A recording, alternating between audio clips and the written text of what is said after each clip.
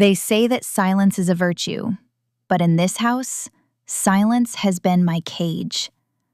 For 3 decades, I have been the ghost in the hallways of the Thorne estate, the woman who mends the silk shirts, plans the galas, and absorbs the bruising grip of my husband's hand when the world isn't looking.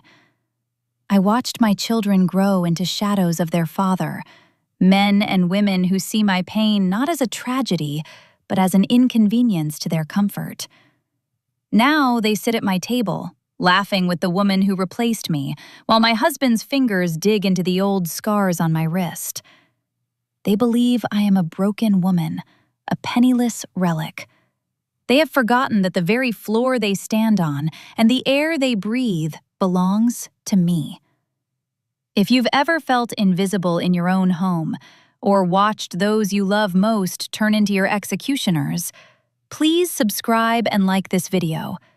Your support helps me tell the stories of women who finally find their voice.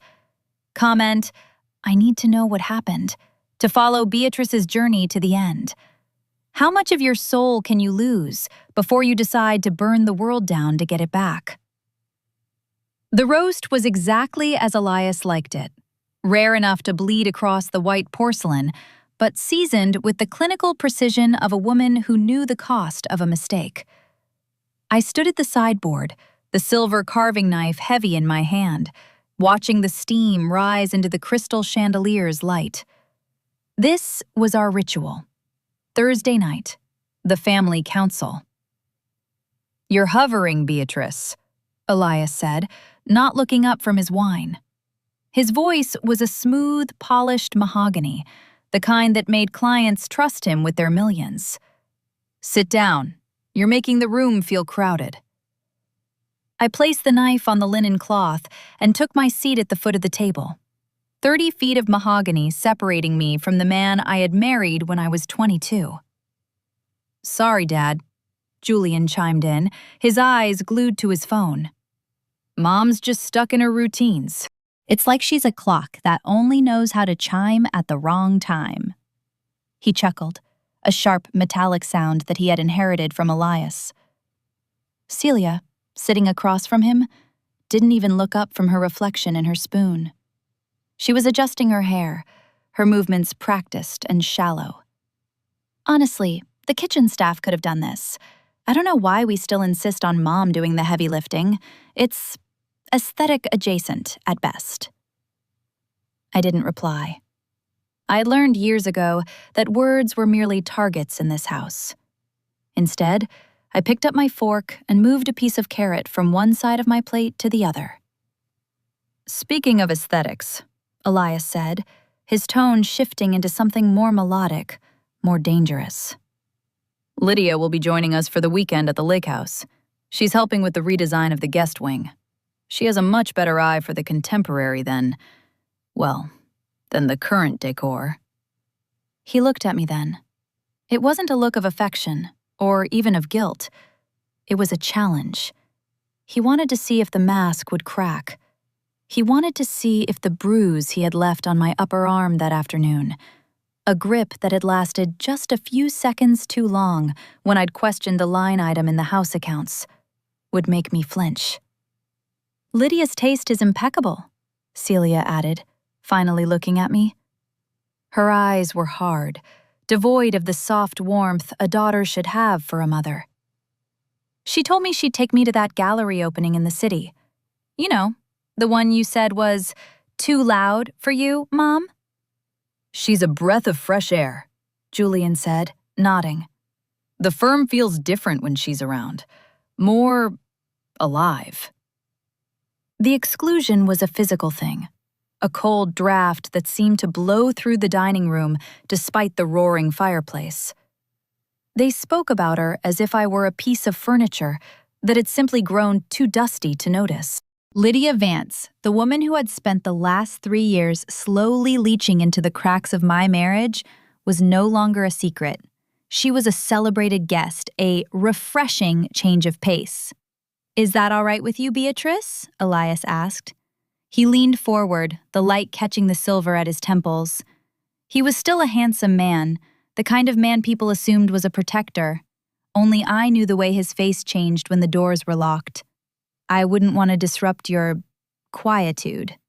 Of course, Elias, I said, my voice a whisper of dry leaves. The lake house needs the attention. I felt the psychological weight of my own silence.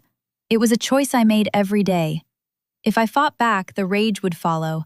The broken glass, the hissed insults, the terrifyingly calm way he would explain why everything was my fault. But beneath the silence, there was a ledger. Every laugh they shared at my expense, every time Julian rolled his eyes when I spoke, every time Celia looked through me to the woman standing behind her father, it was all being recorded. After dinner, Elias stood and walked toward me. The children were already heading toward the media room, their voices fading into a discussion about a new car Elias had promised Julian. Elias stopped behind my chair. He placed a hand on my shoulder. To an observer, it was an intimate gesture. To me, it was a warning. His thumb pressed into the soft tissue near my neck, just enough to cause a dull, pulsing ache. "You did well tonight," he whispered into my ear. The scent of his expensive cologne, something with hints of tobacco and orange, clung to my skin. "No scenes, no long faces. Keep it that way. Lydia doesn't like it when things are messy." He squeezed once, hard, and then followed the children. I stayed in my chair for a long time. I listened to the muffled sound of their laughter, the clinking of glasses, the hum of a life that I had built with my own hands and my father's money. They didn't know about the Blackwood Trust. Elias believed my father had died a pauper, leaving me only this house and a few sentimental trinkets. He believed his firm was the source of their wealth, unaware that I had been anonymously propping up Thorne and Associates for 5 years, funneling my inheritance through shell companies just to keep the family together. I had been waiting for them to change. I had been waiting for Julian to remember the mother who held him through the night. I had been waiting for Celia to see me as something more than a servant in silk. But tonight, as I looked at the carving knife on the table, I realized they weren't waiting for me. They were waiting for me to disappear. I stood up and walked to the kitchen. I didn't call the staff. I began to wash the dishes myself, the hot water scalding my hands. It was the only thing that made me feel real. I reached into the pocket of my apron and pulled out a small, encrypted burner phone. I dialed a number I had memorized months ago. "Arthur," I said when the line opened. "Beatrice? Is everything all right?" The old man's voice was a comfort, the only thing in my world that felt stable. "The lake house," I said, my voice steady now, the tremor gone. "I want to initiate the transfer, not just the property, everything. The Thorne and Associates credit lines, the children's trust funds, the primary residence, all of it." "Are you sure? Once the Blackwood clawback is triggered, there's no going back. They will be left with nothing but the clothes they are wearing." I looked out the kitchen window. In the distance, I could see the reflection of Elias and Lydia in the guest cottage, their silhouettes dancing against the golden light. I looked at the red marks on my wrist where Elias had gripped me. "I've spent 30 years making sure they never had to feel the cold, Arthur," I said. "It's time they learned how to shiver." "I'll have the papers ready by morning," Arthur replied. I hung up and placed the phone back in my pocket. I finished the dishes, dried my hands, and walked up the stairs. I passed the photos of us on the wall, the fake smiles, the staged happiness, and felt nothing but a quiet, chilling clarity. Tomorrow they were leaving for the lake. They were going to celebrate their new life. They were going to cheer for the woman who wasn't me. They had no idea that I was the one who owned the lake. The following morning arrived with a thin, watery sunlight that barely reached the corners of the breakfast nook. I was up at 5, moving with the practiced invisibility of a servant in my own skin. I had prepared the travel hampers for the lake house: artisan cheeses, chilled wine, the specific brand of sourdough Julian preferred. I packed them into the back of the Range Rover, my fingers numb from the morning chill, while the house above me began to stir with the sounds of a family preparing for a holiday I was no longer invited to. Lydia Vance's silver convertible pulled into the gravel driveway at 8 sharp. She didn't wait to be buzzed in. She had her own remote for the gate now. She stepped out of the car, radiant in a cream-colored silk jumpsuit that cost more than the average person's annual mortgage. "Beatrice, darling," she called out, her voice like wind chimes in a storm. She didn't look at me. She looked past me, toward the front door where Elias was emerging, draped in a cashmere sweater I had bought him for our 25th anniversary. "Are we all set? I'm dying for a sunset on the deck."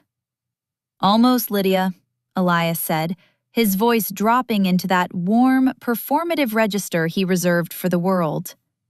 He walked toward her, ignoring my presence entirely as I stood by the open trunk. He took her hands and kissed her cheek, a lingering, public display of affection that felt like a slap in the quiet morning air. Julian and Celia followed, carrying their designer weekend bags. Julian was laughing at something on his phone, while Celia was already busy taking a selfie with Lydia. "Mom, did you pack my blue linen shirt?" Julian asked, tossing his bag toward me without looking. It landed in the dirt at my feet. "It's in the front pocket of your suitcase, Julian," I said softly. I reached down and picked up the bag, brushing off the dust. "Great. And the chargers? I can't be off the grid for 3 days," he added, already moving toward Lydia's car. Celia hugged Lydia, a genuine, enthusiastic embrace she hadn't given me in years. "Lydia, you have to show me those sketches for the new deck. Dad said you're thinking of a fire pit?" "A fire pit and a glass railing, honey," Lydia said, winking at her. "We're going to make that old place finally look like it belongs in this century." The old place was the Thorn Lake House, a property that had been in my family for 3 generations. My father had taught me to fish on that pier. I had spent my summers there as a girl, long before the Thorn name was ever attached to it. Now, it was a project. It was a wing to be redesigned by a woman who saw my history as an eyesore. The psychological weight of the moment was a heavy, suffocating blanket. My children were not just complicit in their father's affair, they were active participants in the erasure of their mother. They didn't see the woman who had nursed them through fevers, or the woman who had quietly balanced the books when Elias's firm had nearly collapsed 5 years ago. They saw a dull, gray obstacle to the vibrant life Lydia promised. "Beatrice," Elias said, turning to me as he prepared to climb into the driver's seat. He reached into his pocket and pulled out a small velvet box. My heart gave a small, traitorous leap. For a fleeting second, I thought of an apology, a peace offering. He opened the box. Inside was a brooch, a delicate, sapphire-encrusted swallow that had belonged to my mother. It was one of the few pieces of jewelry I kept in the family safe, a sentimental treasure I had planned to give to Celia on her wedding day. "Lydia mentioned she didn't have anything that matched her dress for the gala next week," Elias said, his voice cold and flat, a stark contrast to the warmth he'd just shown his mistress. "I figured you wouldn't be using this. You never wear it anyway. It's too ornate for your tastes." He handed the box to Lydia. "Oh, Elias, it's stunning," Lydia gasped, pinning the sapphire swallow to her cream jumpsuit.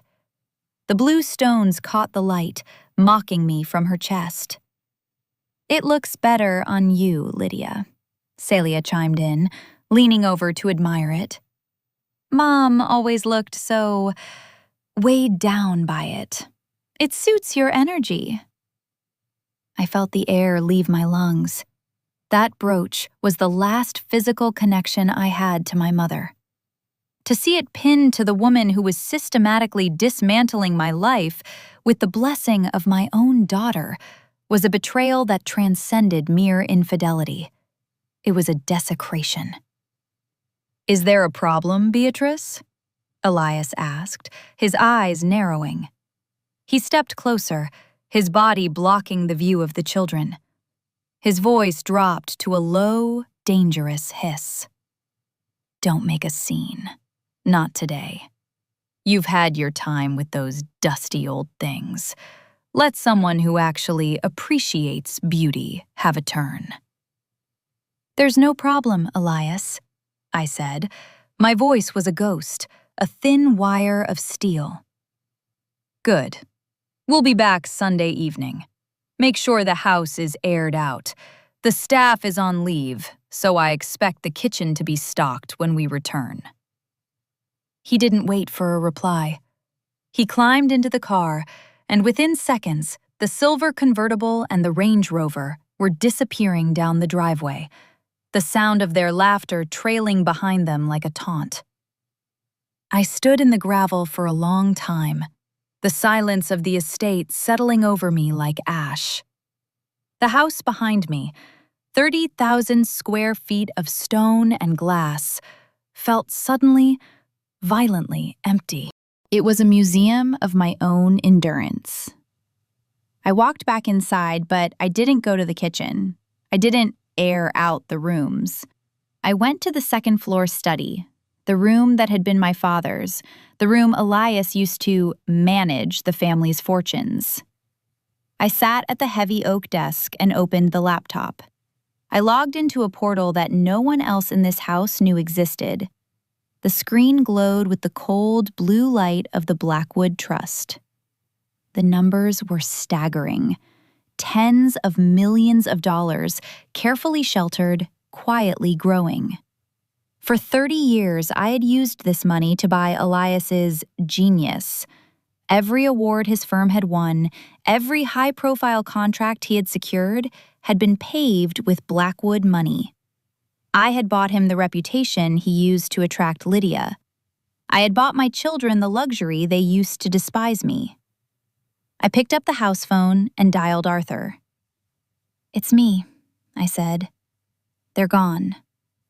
"I have the documents ready, Beatrice," Arthur said. "The Blackwood clawback clause is legally sound.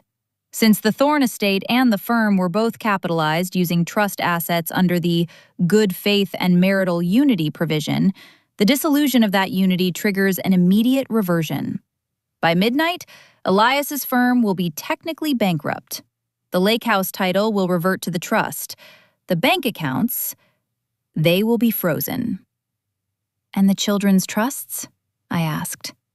My heart felt like a piece of lead in my chest. "The funds were gifted under the condition of respect and family integrity," Arthur reminded me, "a clause your father insisted on. Their behavior towards you, documented as it is, constitutes a breach. They will be destitute, Beatrice. They have no skills, no savings of their own. They have lived on the interest of your father's ghost." "Let it happen," I said. I hung up and looked at a photograph on the desk. It was from Julian's 10th birthday. I was holding him and he was laughing, his face pressed against mine. He had been a sweet boy once, before he learned that his father's shadow was the only place worth standing. I stood up and walked to the master bedroom. I went to the walk-in closet, a room the size of a small apartment. I pulled out a single suitcase. I didn't pack the silk or the diamonds. I packed a few sensible sweaters, a pair of old jeans, and the photographs I couldn't leave behind. I walked down the stairs, the sound of my footsteps echoing through the hollow house. As I reached the front door, I paused. I looked at the foyer, the grand staircase, the art on the walls. It was all beautiful. And it was all a lie. I stepped outside and locked the door. I didn't look back. I drove my modest sedan, the one Elias called embarrassing, out of the gate and toward the city. By the time they reached the lake, the credit cards would start to fail.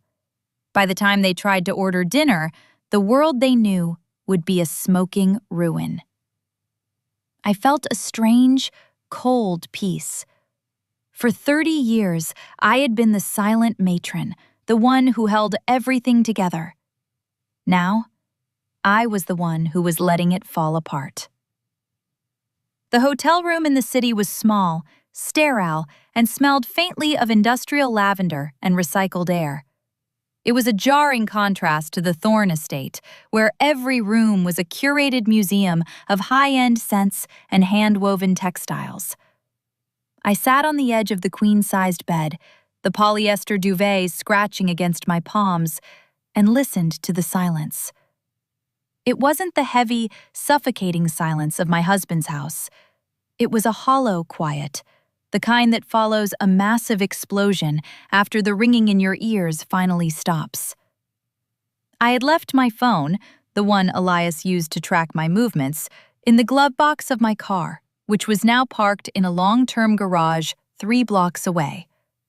In my lap sat the burner phone, its small screen glowing with a series of notifications from Arthur. Phase 1, complete. Personal accounts of Elias, Julian, and Celia Thorne frozen at 6 p.m. Corporate lines for Thorne and Associates suspended. Lake House utility accounts marked for termination due to lack of verified collateral. I looked at the digital clock on the bedside table. 7:42 p.m. By now they would be sitting on the mahogany deck of the lake house, the sun dipping below the pines, wine glasses filled with the vintage Bordeaux I had painstakingly packed into the hampers. They would be discussing the fire pit, the glass railings, the contemporary future Lydia Vance was promising them. The first tremor of the earthquake was likely happening right now. I could imagine it with clinical clarity. Elias would be trying to pay for the welcome dinner at the Gilded Hook, the most expensive restaurant on the lake. He would pull out his black titanium card, the one that screamed of architectural success and generational wealth, and slide it across the table with that practiced, effortless grace. Then would come the pause, the young waiter's hesitant cough, the second swipe, the manager being called over. I felt a phantom ache in my wrist, the place where Elias's fingers usually resided when he was displeased. I massaged the skin, though there were no marks visible today. For 30 years, I had been the buffer between Elias and the world's inconveniences. If a card was ever declined, I was the one who spent hours on the phone with the bank. If a contract was delayed, I was the one who smoothed over the investor's ego with a perfectly timed dinner party. I was the lubricant that made the Thorne machine run.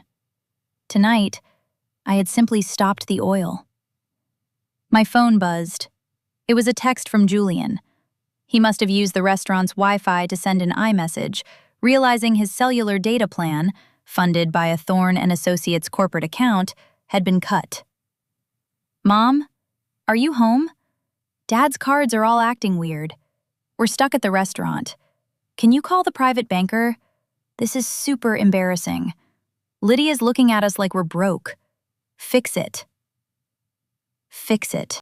2 words that had defined my motherhood. I stared at the message until the screen went dark.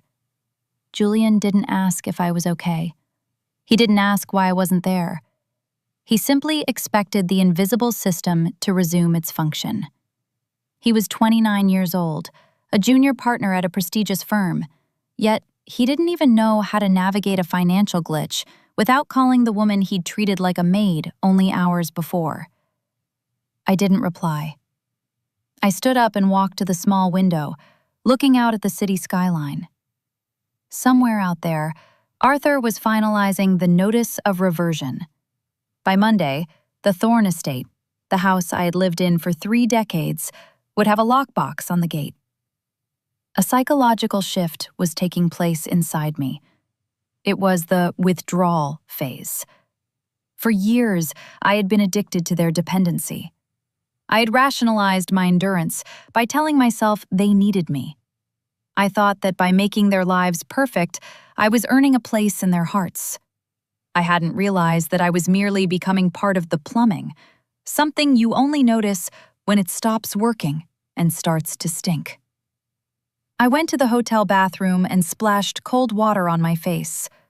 I looked at myself in the harsh, fluorescent light. I looked older than 56. The lines around my eyes were deep, etched by years of holding my breath.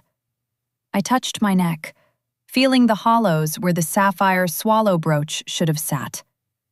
It was still pinned to Lydia's chest, a stolen piece of my history. I felt a surge of something hot and sharp, not sadness, but a cold, incandescent fury. I walked back to the bed and picked up the burner phone. I dialed a number that wasn't Arthur's. It was the personal line for the estate's head of security, a man named Marcus, whom I had quietly helped with his mother's medical bills for years. "Marcus," I said.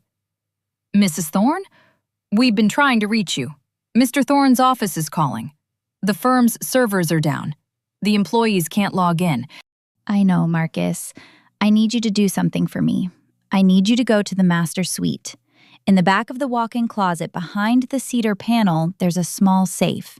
It's not on the house blueprints." "I see it, ma'am." "The code is 101468, the day my father opened the trust. Inside is a folder of photographs and a digital recorder. I want you to take them to Arthur Sterling's office tonight. Do not mention this to Elias. If he asks where I am, you tell him you haven't seen me since they left for the lake." "Understood, Beatrice," Marcus said. His voice was lower now, filled with a quiet, somber respect. He had seen the way Elias looked at me. He had seen the way my children treated me. He knew the truth of the house better than anyone. "Good luck, ma'am." I hung up. The photographs in that safe weren't of happy family vacations. They were the evidence Elias thought he had destroyed, the medical reports from the 3 accidental falls I'd taken over the years, the recordings of his private conversations with Lydia where they laughed about milking the old man's ghost before I finally outlived my usefulness. I had been a silent witness to my own ruin for far too long. The phone buzzed again. This time, it was a call from Elias. I let it ring. The sound echoed in the small room, a frantic, rhythmic demand. He would be losing his mind by now. Elias Thorne didn't handle embarrassment. He didn't handle being questioned. He was a man of impeccable standing, and that standing was currently being stripped away by the very woman he thought he had broken. The call went to voicemail. 10 seconds later, a text arrived. "Beatrice, answer the phone. Something is wrong with the accounts. The manager at the Hook made a scene in front of Lydia. I have never been so insulted in my life. If this is some kind of clumsy bookkeeping error, I will deal with you when I get back. Pick up. Now." I will deal with you. The language of a master to a dog. I walked to the small desk in the room and opened my laptop. I logged into the lake house's internal security feed, a system I had insisted on for safety years ago. The image flickered to life. The deck was illuminated by the flickering light of the fire pit Lydia had so desperately wanted. They were all there. Elias was pacing, his face a dark mask of rage, his phone pressed to his ear. Lydia was sitting on the edge of a wicker chair, her arms crossed, her cream jumpsuit no longer looking so radiant in the shadows. Julian and Celia were huddled together, looking at their own silent phones with a mixture of confusion and burgeoning panic. The contemporary life was starting to feel very cold. I watched as the lights on the deck suddenly flickered and died. The lake house's automated system had just received the service termination notice. The smart home hub, the heated floors, the outdoor lighting, all of it went dark. On the screen, I saw Elias throw his phone against the glass railing. The sapphire swallow brooch on Lydia's chest caught a stray glint of moonlight before they were all plunged into total darkness. I closed the laptop and lay back on the bed. For the first time in 30 years, I didn't have to plan a dinner. I didn't have to apologize for someone else's temper. I didn't have to be the silent matron. I closed my eyes and waited for the morning. I knew that by dawn, the realization would finally sink in. They weren't just experiencing a glitch. They were experiencing a vacuum. The dawn at the lake house must have been a brutal awakening.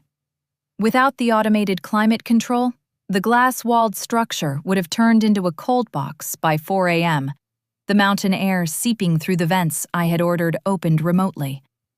There was no hot water for Lydia's rain shower, no pre-programmed espresso waiting for Elias in the kitchen, and certainly no staff to sweep away the debris of the night's panicked arguments. I watched the sunrise from my hotel window, sipping a cup of lukewarm tea from a paper cup. The simplicity of it felt like a luxury. My phone buzzed. It was 8:15 a.m., a call from Celia. I hesitated, my thumb hovering over the screen. Of the two children, Celia was the one who still possessed a shred of vulnerability, though she had buried it deep under layers of silk and vanity. I answered. "Mom?" Her voice was thin, trembling with a cold I could feel through the line. "Mom, where are you? The house is dead. The power won't come on, and Dad is... He's terrifying. He's been screaming at the utility company, but they said the account has been deauthorized. What does that even mean?" "It means the bill hasn't been paid, Celia," I said. My voice was calm, a sharp contrast to her mounting hysteria. "But that's impossible. We're the Thorns. Dad said we have a lifetime contract with the estate management firm."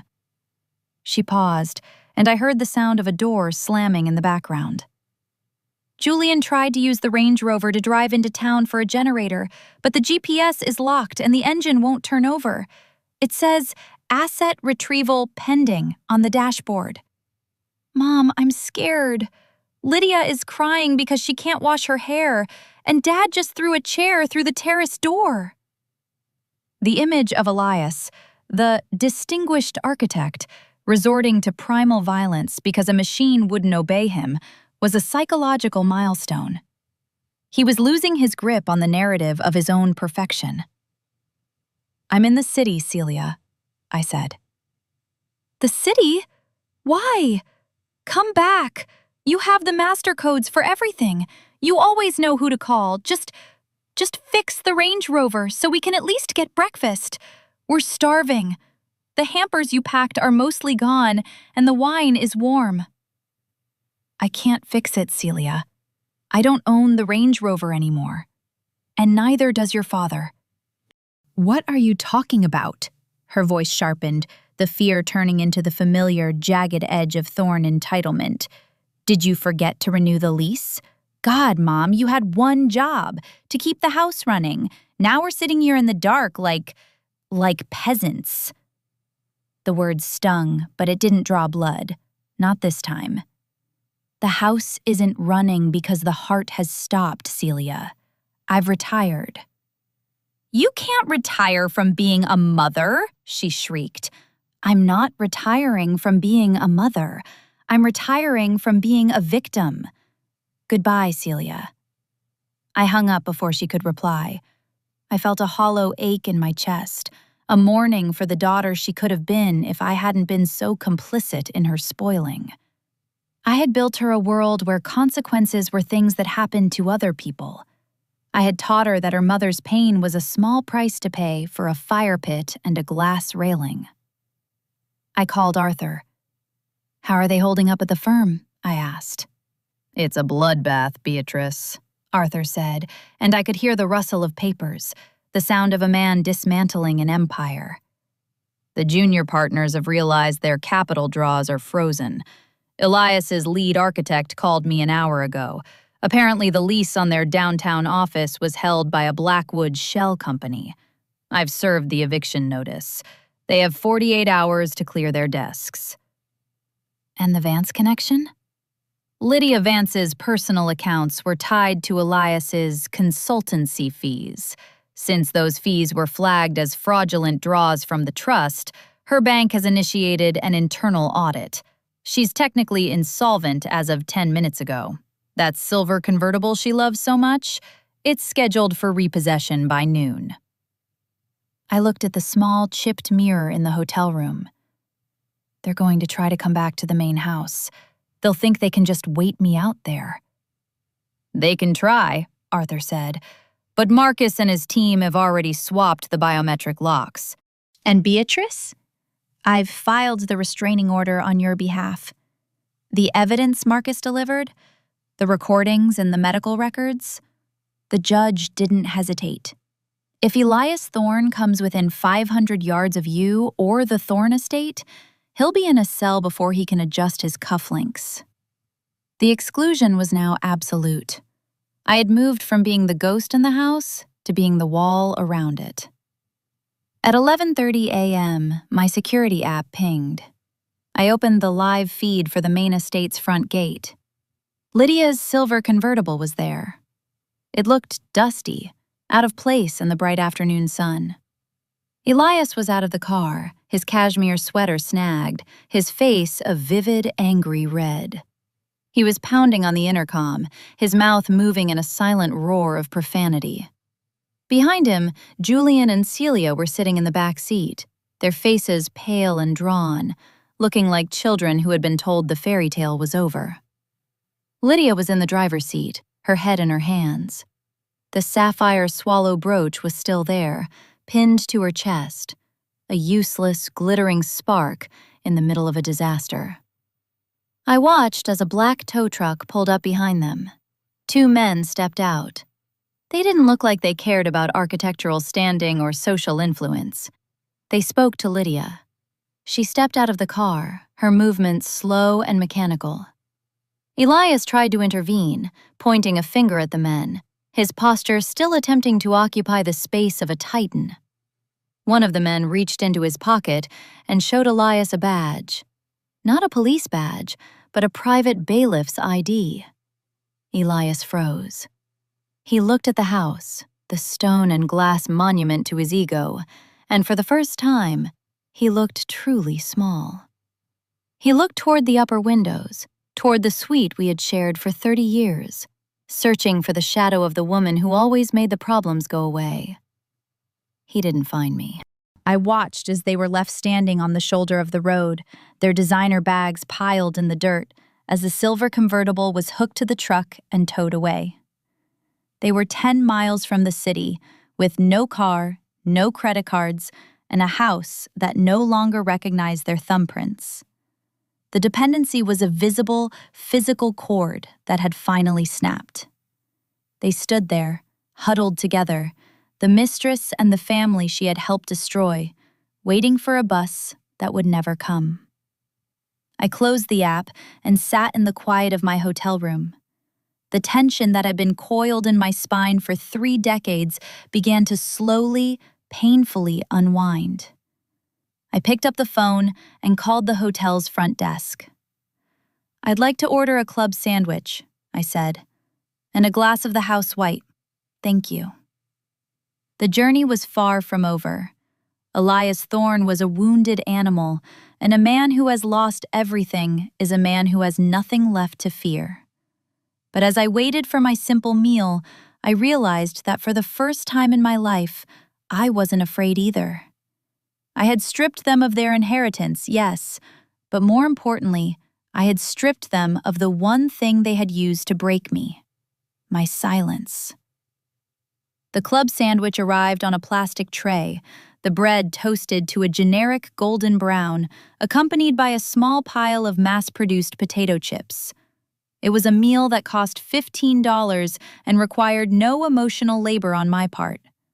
I didn't have to worry if the poultry was organic or if the mayonnaise was whisked to Elias's specific, demanding thickness.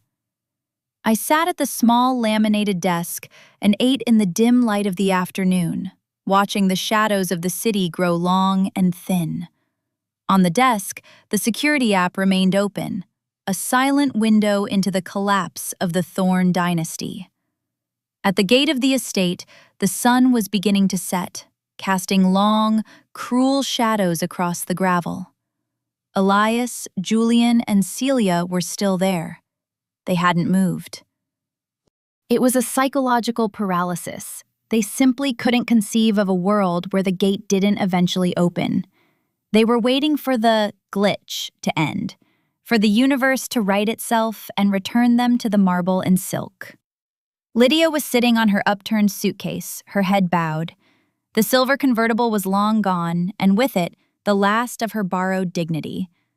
I watched as Julian paced the length of the gate, his movements jagged and frantic. He was shouting into a phone, likely a borrowed one from a passing delivery driver, his face a mask of sweating, entitled rage. Then, the burner phone on my desk rang. The number was unfamiliar, likely a landline or a prepaid device. I picked it up. I didn't say anything. I let the silence do the work. Beatrice? Elias's voice was a jagged ruin. The polished mahogany baritone was gone, replaced by a thin, desperate rasp. Beatrice, I know you're listening. Stop this. Stop this right now. The police are here, and they're telling me there's a restraining order. They're saying I can't enter my own home.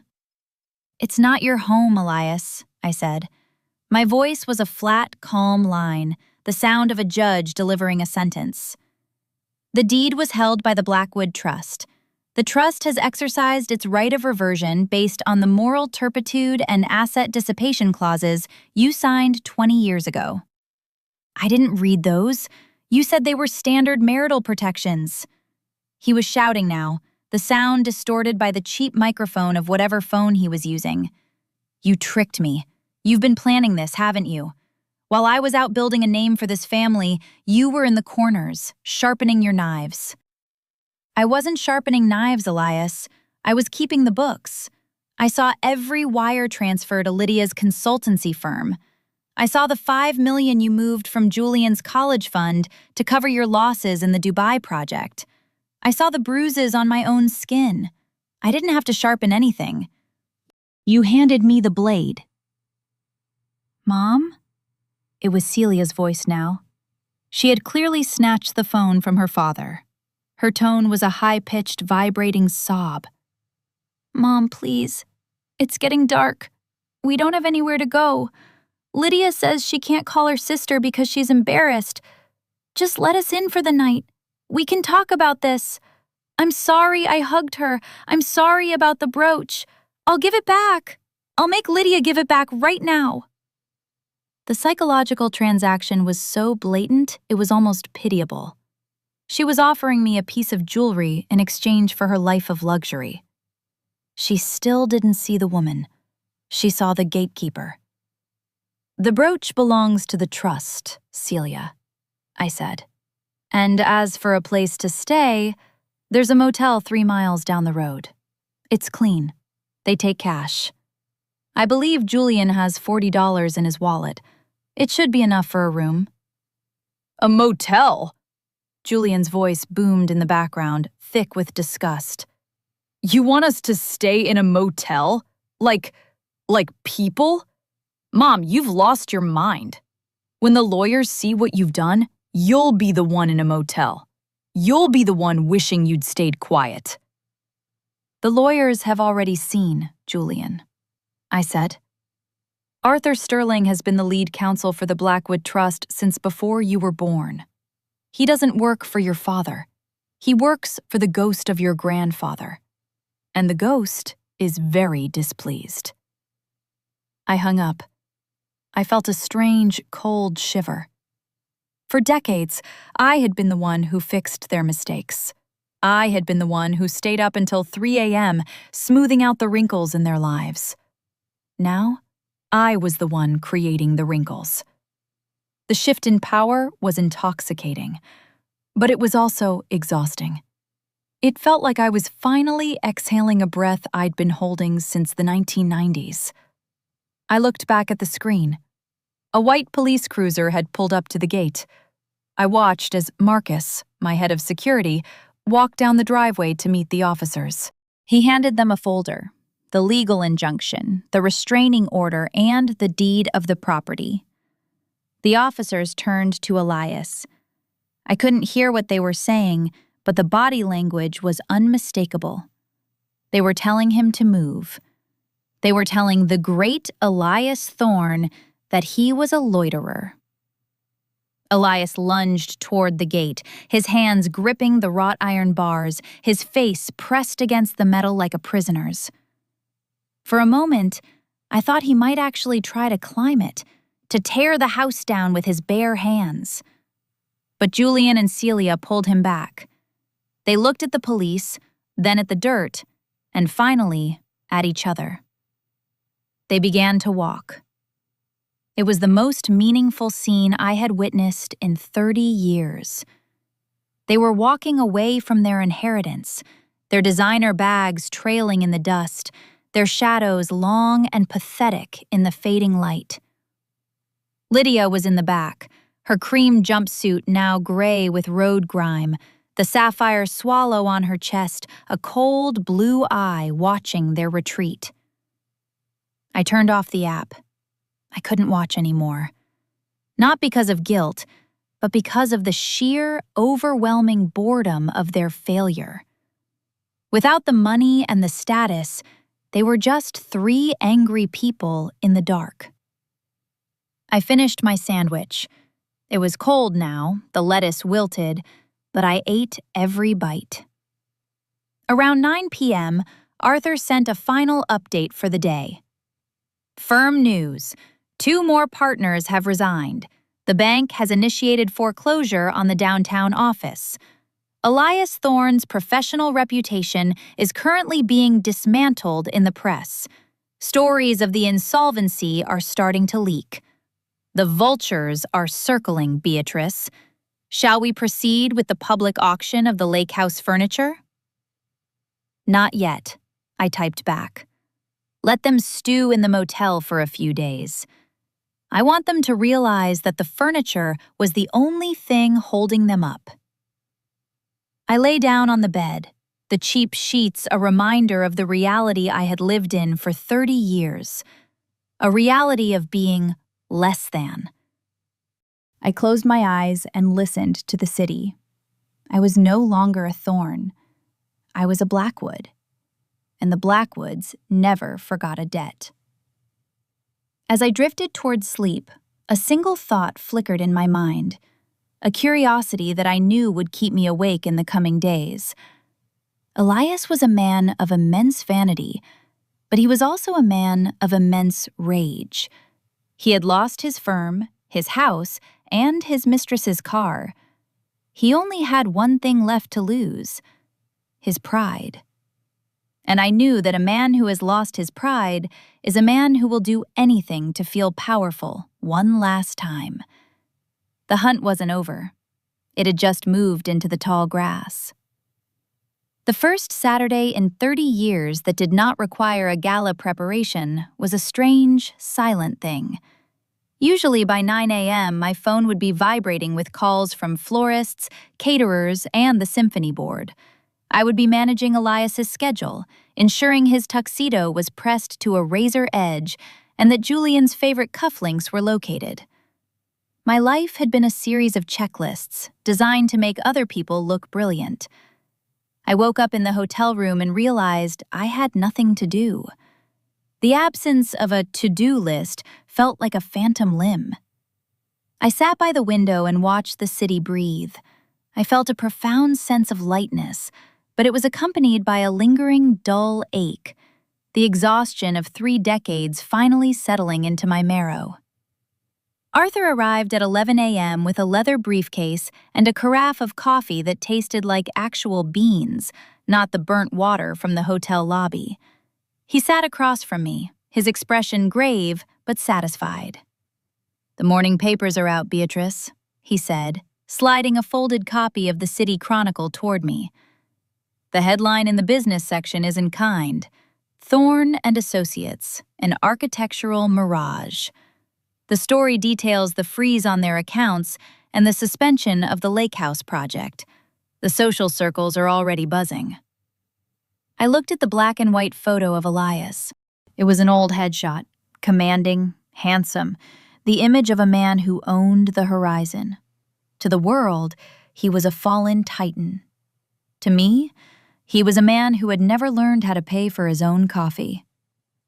"And the motel?" I asked. "The Pine View," Arthur said, a grim smile touching his lips. "It's as grim as the name implies.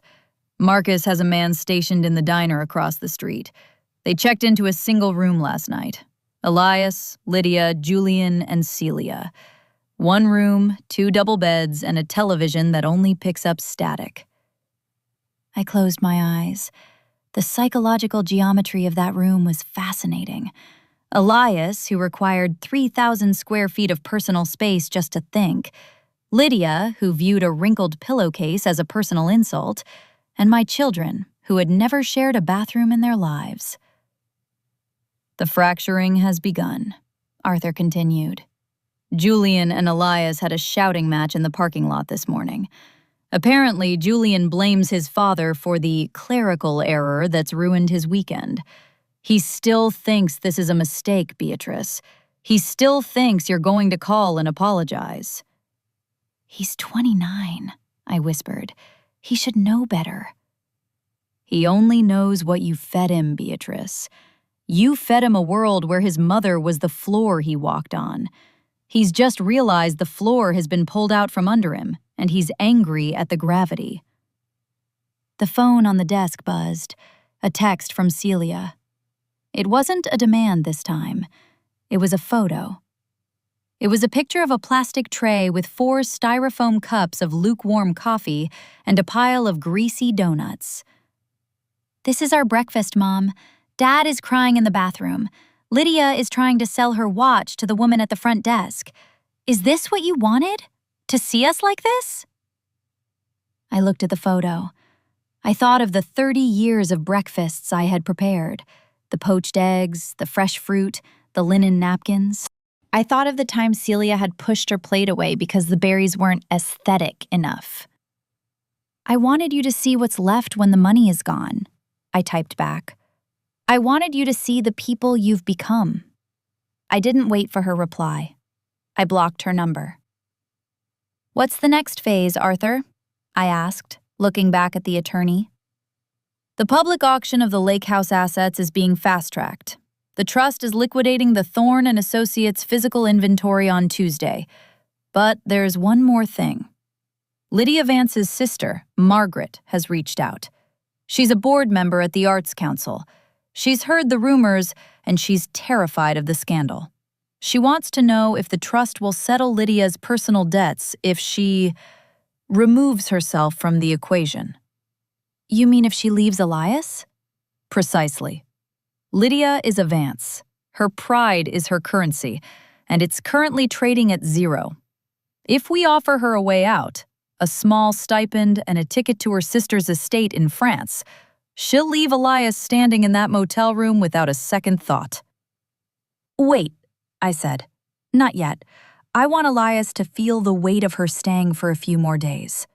I want him to see the woman he traded me for when there's no silk to hide her resentment. I want him to hear her complain about the cheap soap and the thin towels until he realizes he's trapped in a hell of his own making." Arthur nodded. "A psychological siege. I like it." I spent the afternoon walking through the city. I went to the park. I sat on a bench. I watched mothers with their children. I felt a deep, hollow envy for the ones who looked happy, and a profound pity for the ones who looked like I used to, tense, watchful, their eyes always darting to a man who was never satisfied. When I returned to the hotel, there was a message waiting for me at the front desk. A hand-delivered envelope. No return address. I opened it in the safety of my room. Inside was the sapphire swallow brooch. There was no note. Just the cold, glittering bird. I held it in my hand. It was heavy, the sapphires dark and judgmental. Lydia must have realized it was a tracking device, or perhaps Celia had shamed her into giving it back. Or maybe, in the cramped, sweating heat of that motel room, the brooch had become a symbol of everything Lydia couldn't have. I looked at the brooch and felt a strange, cold realization. The bird was back, but the nest was gone. The phone rang again. It was Marcus. Beatrice, you need to see the feed. Elias has left the motel. He's on foot. He's heading toward the estate. He can't get in, Marcus. You have the biometric locks. He's not trying to get in, ma'am. He's standing at the gate. He has a can of gasoline. My heart hammered against my ribs, a frantic, rhythmic warning. Elias wasn't trying to reclaim the house. He was trying to burn the evidence of his failure. If he couldn't have the throne, he would make sure no one else could sit on it. Call the police, Marcus. Now! They're on their way. But Beatrice, Julian and Celia are with him. They're trying to stop him, but he's out of his mind. He's shouting your name. I stood up, the sapphire brooch digging into my palm. The siege was over. The animal was cornered, and the fangs were finally out. I'm coming down there, I said. Beatrice, no. It's dangerous. It was dangerous for 30 years, Marcus, I said, my voice as cold as the sapphires. I'm not staying in the dark anymore. I walked out of the hotel room, the bird pinned to my own sweater this time. I wasn't the silent matron. I wasn't the ghost. I was the one who held the match, and I was going to see the fire through to the end. The drive from the city to the estate took 45 minutes, a span of time where the world outside the car window seemed to blur into a gray, unrecognizable smear. I sat in the back of the car Arthur had arranged, my fingers tracing the sharp, cold edges of the sapphire swallow brooch. I didn't feel the panic I expected. Instead, I felt a strange, clinical detachment, as if I were a surgeon heading toward a necessary, albeit messy, operation. As we neared the gates, the evening sky was stained a deep, bruised purple. The smell of the air changed. The crisp scent of the surrounding woods was now tainted by the sharp, chemical tang of gasoline. The scene at the gate was illuminated by the strobing blue and red lights of 2 police cruisers. In the center of the glare stood Elias. He looked like a stranger. His cashmere sweater was torn at the shoulder. His hair, usually a masterpiece of silver grooming, was matted to his forehead with sweat and rain. He held a red plastic jerry can in one hand, the nozzle dripping a dark, iridescent trail onto the gravel. Julian and Celia were huddled a few feet away, their faces pale and distorted by the flashing lights. They looked like ghosts haunting the wreckage of their own lives. "Beatrice!" Elias roared as my car came to a halt. He didn't wait for me to step out. He lunged toward the window, his face pressed against the glass, his eyes wide and bloodshot. "Open the gate! Open the goddamn gate and tell them it's a mistake! Tell them I own this! Tell them you're my wife!" I opened the door and stepped out. The silence that followed was absolute, broken only by the rhythmic tick, tick, tick of my car's cooling engine. I stood tall, the sapphire bird on my chest catching the police lights, turning the swallow into a flickering, spectral blue. "I can't tell them that, Elias," I said. My voice was quiet, but it carried through the damp air with a weight that made Julian flinch. Because it would be a lie, and I'm finished with lies. "Mom, please," Celia sobbed, stepping forward. She looked at the brooch on my sweater, then at the gasoline in her father's hand. "He's going to do it. He says if we can't go inside, no one can. He says you're the one who killed us." "I didn't kill anything, Celia," I said, looking at my daughter. "I just stopped providing the life support for a family that died years ago." Elias let out a jagged, howling laugh. He unscrewed the cap of the jerry can and began to splash the fuel against the ornate iron bars of the gate, the liquid hissing as it hit the stone pillars. You think you're so powerful now? You think because you have the keys to the vault, you're the master? You're a shadow, Beatrice. You're the woman who hides in the kitchen. Without me, you're nothing but a pile of old money and resentment. If I'm a shadow, Elias, it's only because you've spent 30 years trying to block out the sun, I said. I walked toward him, ignoring the frantic warning from the police officer behind me. I stopped inches from the iron bars.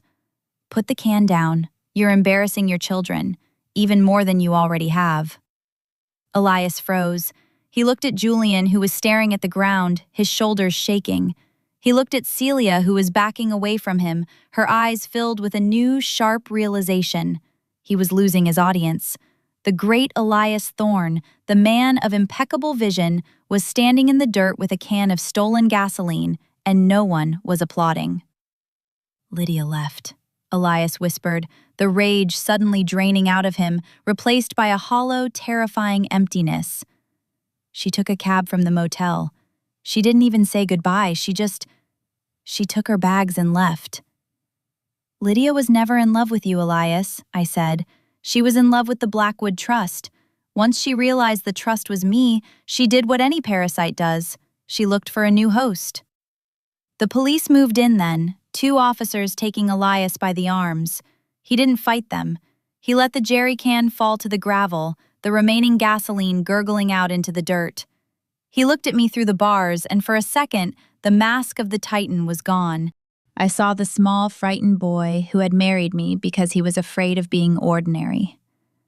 You're going to leave me there? He asked, as they began to lead him toward the cruiser. In a cell? You've been in a cell of your own making for years, Elias, I said. I'm just finally closing the door. As the cruiser pulled away, Julian and Celia were left standing in the driveway. The officers spoke to them briefly, then moved back to their cars, leaving the 3 of us in the settling dark. Julian looked at me, his face a mask of sweating, entitled confusion. What now, Mom? We don't have a car, we don't have a room. You can't just leave us out here. I'm not leaving you anywhere, Julian, I said. I've arranged for a car to take you back to the motel. Your things are still there. The motel? Celia shrieked, her voice cracking. We can't stay there. It's disgusting. Mom, look at me. I'm your daughter. You have all that space in there. Just one night. Please. I looked at my children. I saw the greed, the vanity, and the years of normalized neglect they had inherited from their father. But I also saw the profound, shivering dependency they had on a woman they had spent their lives mocking. They were 29 and 25, and they didn't know how to exist without a safety net. You have a choice, I said.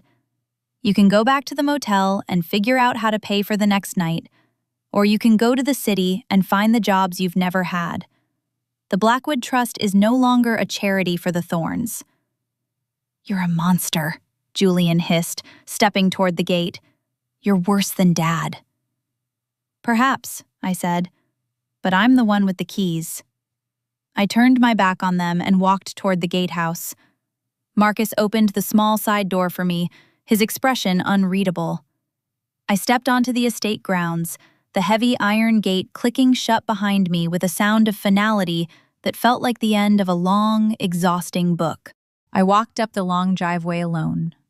The house was dark, the windows reflecting the cold moonlight. It was a tomb of my own endurance, yes. But as I reached the front door and pressed my thumb to the scanner, I felt something new. The house was quiet, but for the first time, it didn't feel empty.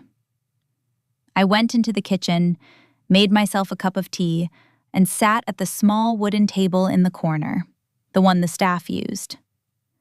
I looked at the sapphire swallow on my sweater and felt a strange, lingering question. I had stripped them of their inheritance. I had sent Elias to a cell and my children to a motel. I had won. But as I looked at the dark hallway, I realized that Arthur hadn't mentioned one thing. He hadn't mentioned the Lydia Vance stipend. If Lydia was gone, why was her sister still calling Arthur? And why had Marcus found a second red jerry can hidden in the bushes inside the gate? The dependency wasn't just financial, it was a web. And I was starting to realize that some spiders don't mind being caught. The silence of the Thorne estate at 3 a.m. was no longer a heavy, suffocating thing. It was a vacuum. I sat in the library, the only room where the air still held the faint, lingering scent of Elias's expensive pipe tobacco, a ghost of a man who was currently sitting on a stainless steel bench in a holding cell. I held a cup of chamomile tea, the steam rising to meet the dim light of a single desk lamp. The house was mine. The silence was mine. But as I looked at the dark corners of the room, I realized that 30 years of emotional labor cannot be scrubbed away in a single night. I still found myself listening for the sound of Elias's heavy tread on the stairs, still felt the phantom urge to check if the guest towels were replenished. A soft knock at the library door made me stiffen. Marcus, the head of security, stepped in. He wasn't wearing his usual tactical vest. He looked tired, his shirt rumpled. He held a clear evidence bag containing the second red jerry can he had found near the fountain, well inside the perimeter of the gate. "I've finished the sweep of the grounds, Beatrice," Marcus said, his voice low. "The police took the first can as evidence of Mr. Thorne's attempt, but this one was placed behind the boxwood hedges 3 hours before Elias arrived at the gate." "He didn't have the code, Marcus," I said, my voice sounding distant to my own ears. "He was screaming for me to open the gate because he couldn't get in." "Exactly," Marcus replied, setting the bag on the mahogany desk. "Elias was the distraction. He was the loud, drunken rage at the front door. But someone else was already inside. Someone who knew the blind spots of the cameras. Someone who was planning to make sure the house went up from the center, not just the edges." The psychological weight of the realization hit me with the force of a physical blow. The affair hadn't just been a betrayal of the heart. It had been a tactical infiltration. "Lydia," I whispered. "She wasn't in the car when the bailiffs arrived, ma'am. She was already gone. Julian and Celia told the officers she took a cab, but the GPS on the estate's secondary service vehicle, the old station wagon, shows it was moved at 5 p.m. and left in the woods near the north boundary." Lydia Vance hadn't been a guest. She had been a scout. While I was mending silk and planning dinners, she had been mapping the vulnerabilities of my life. She hadn't left Elias because he was poor. She had left him because he was no longer useful to her as a shield. My burner phone buzzed on the desk. It was Arthur. "Beatrice, I've just received a formal communication from Margaret Vance's legal team. They aren't asking for a stipend." "What are they asking for, Arthur?" "They're filing a civil suit on behalf of Lydia. They're claiming intentional infliction of emotional distress, and, more importantly, they are contesting the Blackwood Trust's reversion. They're claiming that since Lydia lived on the property for more than 6 months and was integrated into the family structure with the consent of the children, she has a common law stake in the estate's assets." I let out a short, jagged laugh. It was so perfectly, predictably Thorne. When the front door was locked, they tried to crawl through the windows. "They're using my children, aren't they?" "Julian and Celia have already signed affidavits," Arthur said, his voice heavy with a profound, clinical pity. "They're testifying that you were the unstable one, that you were financially abusive, and that Lydia was a stabilizing influence they invited into the home to protect them from your erratic behavior.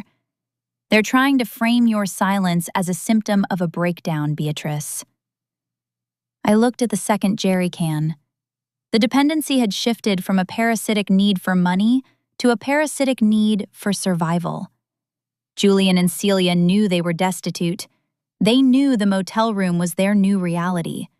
So, they had hitched their wagon to the only person left who had a plan: the mistress. They would rather side with the woman who stole their mother's life than sleep in a motel for another week, I said. They don't know how to be poor, Beatrice.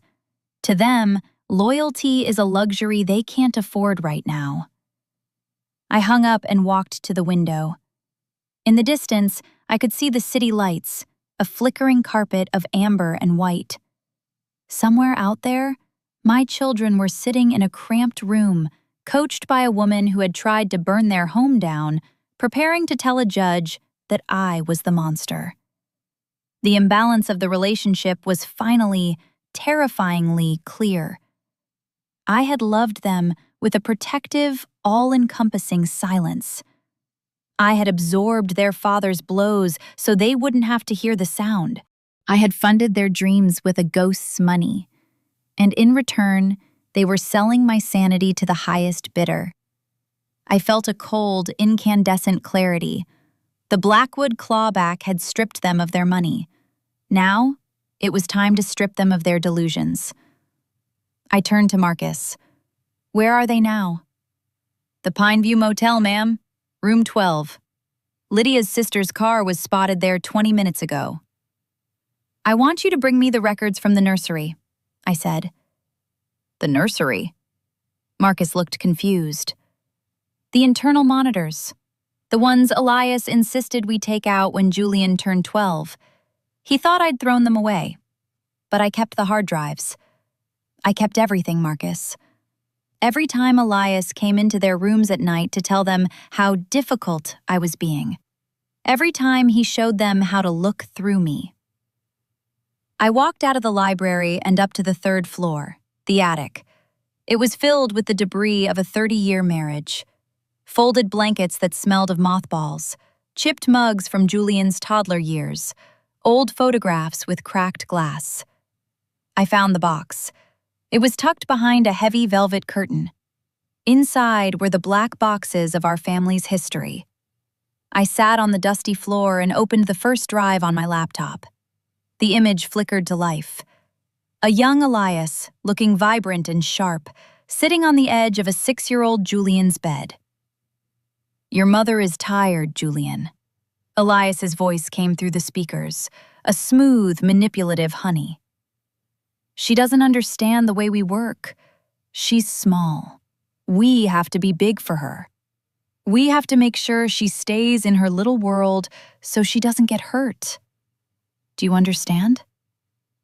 I watched as a young Julian nodded, his eyes wide with a burgeoning, toxic pride. He wasn't being taught to love me. He was being taught to manage me, to tolerate me. I scrolled through years of footage. The slow, methodical grooming of my children was laid bare. They hadn't become selfish by accident. They had been trained to view my sacrifice as a biological fact, like the weather. I closed the laptop. My heart didn't ache anymore. It felt like a stone, cold and unyielding. I called Arthur back. Change of plans, I said. Don't fight the suit. Beatrice, if we don't fight, they could tie up the trust in litigation for years. I'm not going to fight the suit in court, Arthur. I'm going to invite them home. I don't follow. Lydia wants to be integrated into the family? Julian and Celia want a stabilizing influence? Fine. Open the gate. Invite Lydia, the sister, and my children back to the estate for a settlement summit tomorrow evening. Tell them I'm ready to discuss a monthly allowance and the restoration of their trusts. Beatrice, that's a trap. For you. "No, Arthur," I said, looking at the second jerry can. "It's an invitation to a funeral. I've spent 30 years being the ghost in this house. It's time I showed them what happens when the ghost stops being polite." I hung up and looked at my reflection in the attic window. The sapphire swallow brooch glittered on my chest. They thought they knew the cost of my silence. They were about to learn the price of my voice. The storm had finally broken, leaving the estate wrapped in a thick, suffocating fog that clung to the stone walls like a shroud. I had the staff set the dining table one last time, the 30-foot mahogany expanse that had been the battlefield of my life. I wore a simple black dress, the sapphire swallow brooch pinned over my heart, and waited. At exactly 7 p.m., the front gate buzzed. Marcus let them in. Lydia Vance walked in first, her head held high, flanked by her sister Margaret and a man in a sharp clinical suit who looked like he'd been carved out of ice. Julian and Celia followed, their eyes darting around the foyer with a mixture of greed and trepidation. They were back in the marble halls, and I could see the arrogance returning to their posture like a slow-acting poison. "Beatrice," Lydia said, her voice smooth and victorious. "I'm glad you've come to your senses. This house belongs to the family, not just your resentment." "Sit down, Lydia," I said. I didn't stand. I remained at the head of the table, the shadow of the woman I used to be. They sat. Julian leaned back, his hands behind his head. "So, where are the papers, Mom? Dad's in lockup, but he says he'll sign whatever as long as we get the credit lines back. Let's not make this more dramatic than it needs to be." "I've spent 30 years watching you all," I said, my voice barely above a whisper. "I've watched Elias build a throne out of my father's money. And I've watched you two learn how to sharpen the edges. But I realized something last night while I was in the attic." I pulled a small remote from my pocket and pressed a button. The large screen at the end of the room, usually used for Elias's architectural presentations, flickered to life. It wasn't a blueprint. It was the footage from the nursery, 30 years ago. Then it skipped. It showed Elias, 10 years ago, showing a teenage Julian how to hide a clerical error in the trust accounts. Then it showed Lydia, 2 weeks ago, standing in this very room with Julian and Celia, laughing as she held a red jerry can. "The old bird will be lucky to get out alive," Lydia's voice echoed through the high-fidelity speakers. "Once the fire starts in the library, the trust records burn, the insurance pays out to Elias, and Beatrice becomes a tragic casualty of her own unstable nerves. You two get your $5 million each, and I get the estate." Celia's face went the color of curdled milk. Julian's hands dropped from his head, his fingers trembling. That's a fabrication," Margaret Vance's lawyers sputtered, though his eyes were fixed on the screen. "It's a high-definition recording from a system Elias never knew I upgraded," I said. "But that's not why I invited you here. I invited you here to sign the integration agreement you were so eager for." I slid a stack of documents across the mahogany. "What is this?" Lydia asked, her eyes narrowing. "You claimed in your suit that you were a common-law partner and a stabilizing influence integrated into the family's financial structure. My children signed affidavits supporting this, so I've accepted it. By signing these, you officially acknowledge your legal status as a partner in Thorne and Associates and a co-trustee of the Blackwood estate." "Finally," Julian muttered, reaching for a pen. "I'd read the second page first, Julian," I said. The lawyer snatched the papers. As he read, the blood drained from his face until his lips were white. "Beatrice, what have you done?" he whispered. "Elias's firm didn't just have a glitch in the accounts," I said, standing up. "Thorne and Associates has been a front for a $20 million money laundering scheme involving Lydia's sister's consultancy.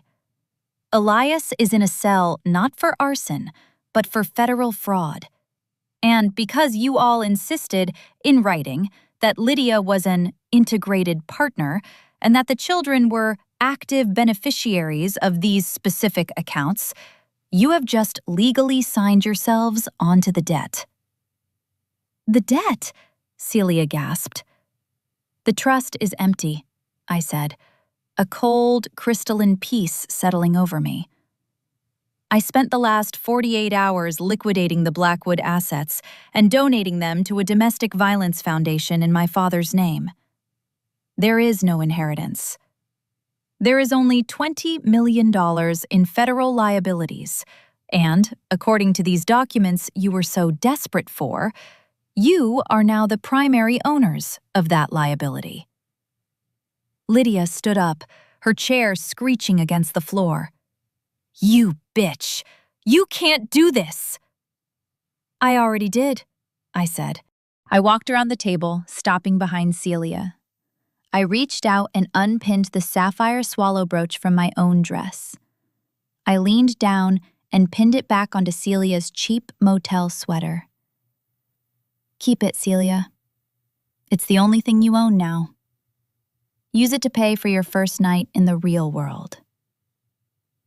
I looked at the four of them, the mistress, the children, the sister, sitting in the wreckage of a house that was no longer theirs. "The police are at the gate," I said. "Not for Elias this time. They're here for the second jerry can, the one with Lydia's fingerprints on it. And since Julian and Celia, you both signed statements saying you were fully aware of Lydia's actions and supported her integration, you're accomplices." "Mom, please," Julian cried, his voice finally breaking into the sound of the little boy he used to be. "We didn't know about the fire. We just wanted the money." "I know," I said. "That was your father's final lesson, and you learned it perfectly." I didn't wait for the screaming to start. I walked out of the great hall, past the photographs of the family that never was, and out the front door. Marcus was waiting by my modest sedan. He held the door open. "Where to, ma'am?" I looked at the Thorne estate. It was a beautiful, dark monument to 30 years of silence. Behind me, I could hear the sirens pulling into the driveway, the sound of the world finally coming for the Thornes. "The airport, Marcus," I said. "I hear the coast of Maine is lovely this time of year. And I've always wanted a house where the walls don't have ears." I climbed into the car. As we pulled out of the gate, I looked back one last time. The lights of the Thorne estate flickered and then went out, the power cut for good. The ghost had finally left the house, and for the first time in my life, I wasn't shivering. I was free.